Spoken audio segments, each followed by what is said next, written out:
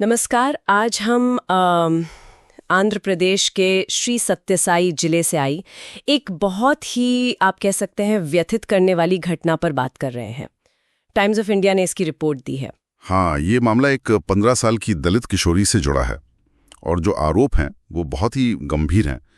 मतलब पिछले 2 साल से उसके साथ कथित तौर पर सामूहिक दुष्कर्म हो रहा था। 2 साल?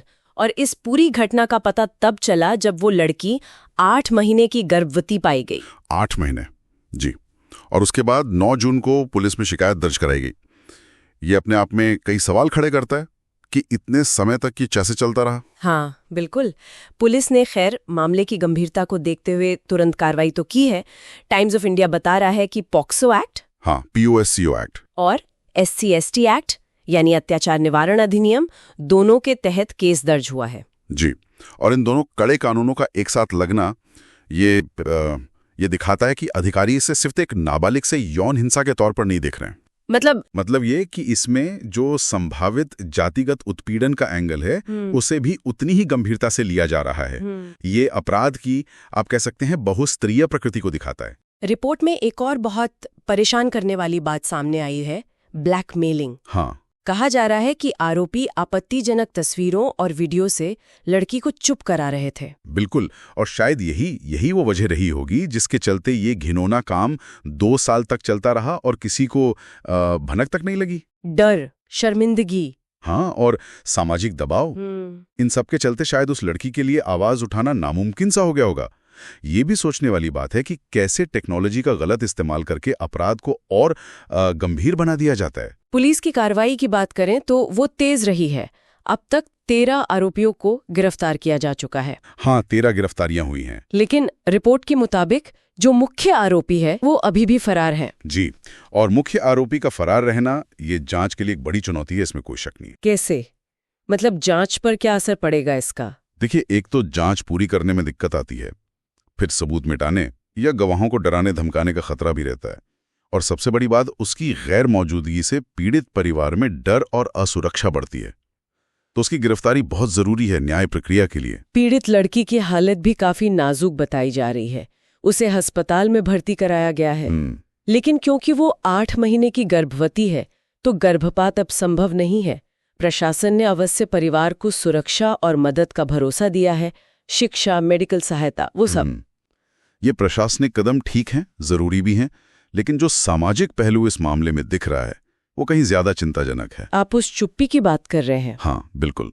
सबसे बड़ा सवाल यही है कि 2 साल तक और खासकर गर्भावस्था के 8 महीने तक आसपास के लोगों को, समुदाय को इस बारे में पता क्यों नहीं चला, या अगर पता चला तो सब चुप क्यों रहे। रिपोर्ट में इस चुप्पी की वजह के बारे में कुछ कहा गया है? कोई संकेत? और जो रिपोर्ट में ये भी जिक्र है कि पुलिस के शक का जिक्र करती है, पुलिस इस एंगल से भी जांच कर रही है कि क्या इसके पीछे सिर्फ डर था, या फिर स्थानीय रसूख वाले लोगों का दबाव था, या फिर वो जो गहरी जड़ें जमा चुका जातिगत भेदभाव होता है वो वजह थी।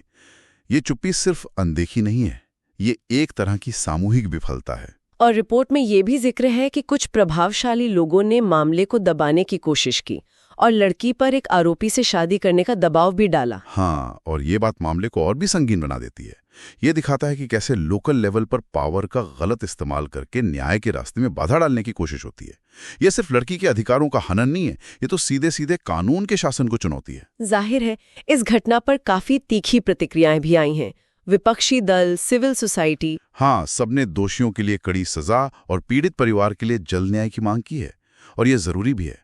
ऐसी घटनाएं समाज को अंदर तक हिला देती हैं और सिस्टम पर भरोसे को कमजोर करती हैं। हाँ, पब्लिक प्रेशर से शायद प्रशासन पर थोड़ा दबाव भी बनता है। बिल्कुल, जवाबदेही बढ़ती है। तो संक्षेप में कहें तो ये एक नाबालिग दलित लड़की के साथ 2 साल तक चले यौन शोषण, ब्लैकमेलिंग और फिर समाज की एक अजीब सी चुप्पी की दर्दनाक कहानी है।